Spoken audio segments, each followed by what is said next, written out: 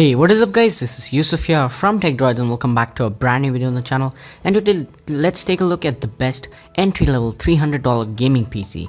So don't expect this thing to crush Crysis 3 in 4K anytime soon, but this thing could be a productivity PC for light gaming, 720p gaming in the modern titles, and with some browsing, Excel, Microsoft Word, and some presentation work, and good build. But don't expect it to run anything like Crysis 3 or GTA 5 at high settings. You can try running them at the lowest settings. Until and unless you keep your expectations down, this thing is a good PC. So with that being said, let's get to the parts that make it all possible. So in this build for the CPU, we have gone with the APU. So what an APU is, it's called the Accelerated Processing Unit, and what it means, it has the CPU and the GPU on board in one chip. So it has A10, the model number we have gone for is the AMD A10 7860K.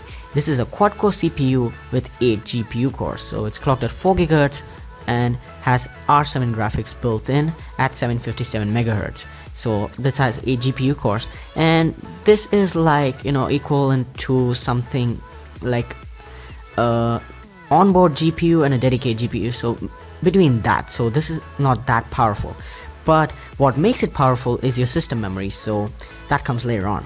To house that CPU, we have the Asus A68HM Plus motherboard. This costs $50 and the CPU costs $109. Sorry, I didn't mention it before.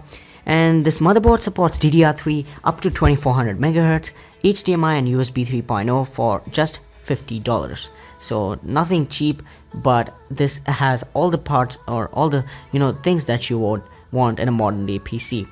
And for memory, we have Kingston HyperX Fury 8GB, DDR3 at 1600 MHz, and 8GB should be plenty enough to power up that GPU on that APU, as well as give you some room for doing some work or some light gaming on this PC.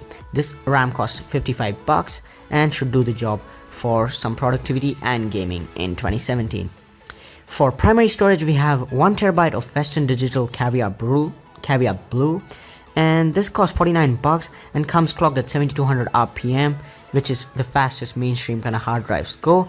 1 TB means 1000 GB. This should keep you juiced up for years and will store all your Steam libraries and videos, games, and anything for that matter of fact. So that should keep you juiced up. The Western Digital provides some good speeds. It's not the fastest thing in the world, but it's reliable, so should do the job for your PC. So for the case and the power supply, we have the Logitech Corp CS305PK. So this has a 480 watt PSU built in and costs $40. So I'd never recommend a inbuilt power supply because they're not 80+ certified or of the best quality, but for this build we don't have a lot of power requirements, so this should do the job fine. So 480 watts should be enough, but if you're planning to upgrade in the future, a new power supply is totally recommended.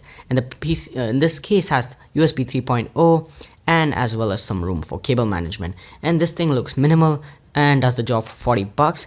And that wraps up the build, but I have some good recommendations for the future. So if you're going to be upgrading this PC, it's going to perform like a beast. So anything like a R9 380 or R9 270, anything that is a good GPU at that time should upgrade this to a beast. So good GPUs, I'll try to recommend some good GPUs under the budget in the description below, so check them out, and I'll catch you guys in the next one. So thumbs up if you enjoyed this build, or the parts mentioned in this video are linked in the description below, so check them out. I'll catch you guys in the next one.